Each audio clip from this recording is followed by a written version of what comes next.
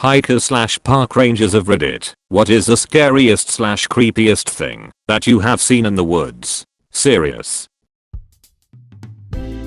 Told this story once before. The Trailside Killer. In Northern California, late 70s. Hiking with a friend. Came across him at a rock outcropping on Mount Tam. He gave off a very discomforting vibe, and we didn't hang around. We both independently recognized him when he was finally captured a few years later, and his picture was in the paper. If I'd been with my girlfriend, we might not be alive.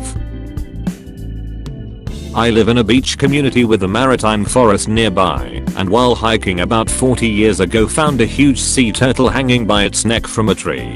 I bet the shell was 4 feet across. I figured someone was hoping to recover the shell after the flesh had rotted away, but don't think the neck was going to hold up that long. Definitely weird. Was camping with my Boy Scout troop at the time, and woke up during the middle of the night to footsteps and breathing. It got louder and more footsteps started. My bunkmates were up too at this point. Then we start to hear huffing and animal noises. Turns out the field our campsite was at was in the middle of an apparent cow crossing. Had to be at least 30 of them walking by at once. Definitely a scary moment to wake up to in the middle of the night hearing a million footsteps and animal noises. FYI, cow pies everywhere the next morning.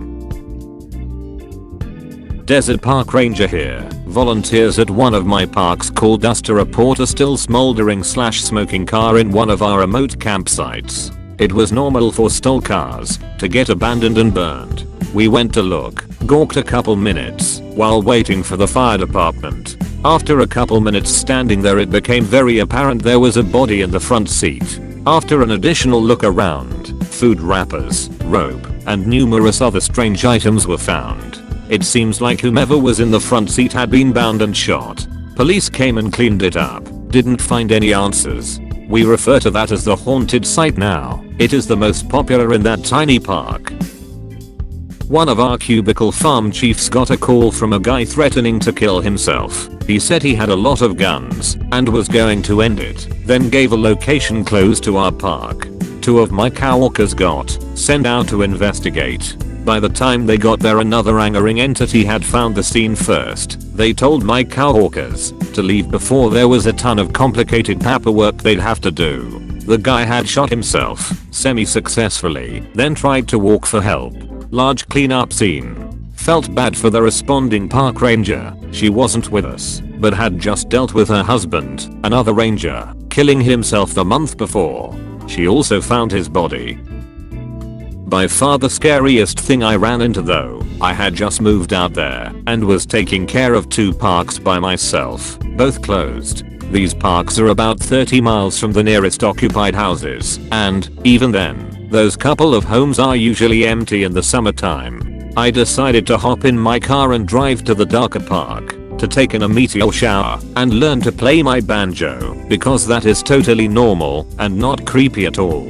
I'm out there on a picnic table plucking away terribly under the stars and got this really uneasy feeling. My mind starts rattling off what ifs. Was that a shadow? What if someone shows up? What if someone is listening and starts singing "This is the burned car park"? What if they came back as I'm drowning in the silence with occasional string plucks? To distract myself, I hear muffled voices in the brush, quick mumbles, then rustling. My heart dropped and my neck grew cold. There is no way this will be a normal interaction. My eyes struggle with the dark, scanning bushes trying to find shapes. The sounds grow closer and seem eerily high-pitched. Children? What the fuck? Park ranger dies of heart attack. Found 3 days later still clutching banjo will be a good headline. That is the day I learned that coyotes have the run of the desert and don't have to worry about being quiet. 3 of them bound through the creosote bushes with a yip or 2. Pass me close. No fucks given. That is the last time I ever played the banjo there. Was in Big Bend National Park about 20 years ago prepping for a backpacking series presentation for EE. Big Bend is the western portion of Texas that dips downward along the bend of the Rio Grande that forms the border with Mexico. It's mixed high desert and smaller mountains. Gorgeous place, great history. I was hiking the area near Santa Elena Canyon, probably a couple of hours before sunset, to try and get pics for the presentation. This area of the park opens into a comparatively flat section of the basin, where the river broadens, and the wildlife tends to be more diverse and obvious there. Hence there I was. I was several hundred meters away from my van, which was parked in a designated lot at what passed for a trailhead at the time. As I approached the river basin near the mouth of the canyon, I saw something really unusual. So unusual in fact, that it took a few seconds for my brain to sort the puzzle. Something was moving on the other side of the river, and it was big. Man-sized, but low to the ground. The color of a deer maybe, and shuffling along. It looked, for first impression, to be a medium-sized white-tailed doe lying on its side, and moving like a snake, but that's not a thing that happens, so I moved a bit, to improve my line of sight. It was a mountain lion. A big cat. A big cat. It was creeping along, low slung, hunting something that was probably no more than a stone's toss from where I was standing. I'd never seen one before, and when the visual information finally passed, I think my blood froze. Then it looked at me. I'll probably never forget that bit. You could see that little calorie calculator turn on in its eyes. I've never been so thankful for a river in my life.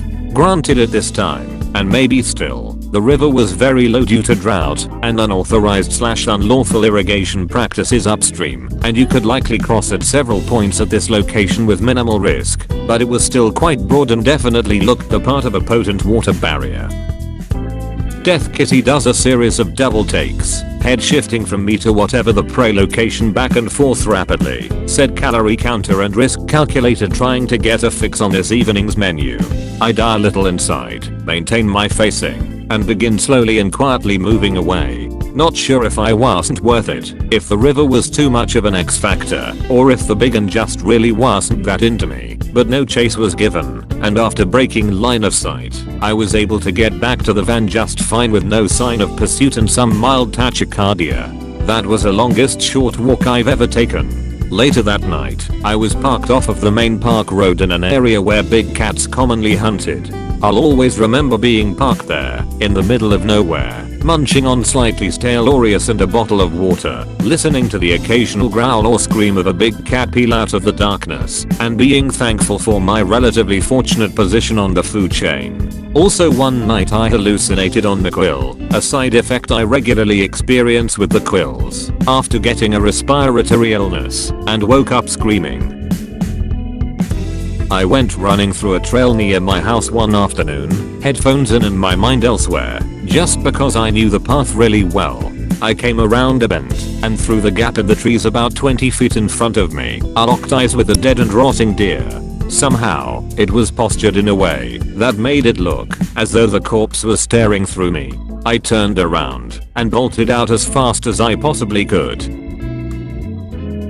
I was working at a remote mountaintop microwave radio site near Prince Rupert, BC in January. The road to the site was impassable even by snowcat due to deep snow drifts. I had to be dropped off by heli in the morning and get picked up at end of day. The building was small, single story, maybe 30x 40 feet, windowless, with a metal front door. I'm buttering away with music on, but otherwise not making a lot of noise when there is a knock on the door. I thought it a bit odd someone else would be up here with me, but go onto the door. Nobody there. I go out and look around. Nope, nothing there. No prints or tracks. I figured maybe some ice had fallen and made a knocking sound. Go back inside and resume what I was doing. A couple minutes later there is a knocking on the door again, but longer duration this time. I open the door. Nobody. I go out and look around. Nothing. Go back to work. A minute later knocking again. This time it sounds like someone is angrily pounding on the door to be let in. This time I open the door with microbar in hand. There was no doubt someone was there. Open the door. Nobody. WTF. Step out and look around. No sign of anyone again. I get the feeling somebody is watching me. I'm peering into the bush around me and see nothing. Something compelled me to look behind me, and that's when I met the amused gaze of a raven perched on the roof edge, centered above the front door. They squawked a happy rock rock rock and flapped off to the tree line. Arsehole. I worked as a tree planter in northern Ontario, living in tents in very remote parts of the forest, like hours away from civilization, only accessible by logging roads. Strangest was from a fellow planter who found a backpack in the middle of his area with shoes, clothes, a wallet with a school lid and a film camera. How it ended up there is a total mystery, because this is no place for hiking or camping. Scariest for myself was waking up to my tent vestibule collapsed, and a large bear claw rip which I apparently slept through, as well as turning a corner to a large wolf about 10 feet away, and returning to a spot I'd planted about 5 minutes earlier to fresh mama bear and cub prints. Realizing a bear family had sauntered behind me while my back was turned was very unsettling, because you do not want to f with a bear and her cubs. Canadian wildlife is scary, yo. You can join my Discord if you want. Link in description. Have a nice day.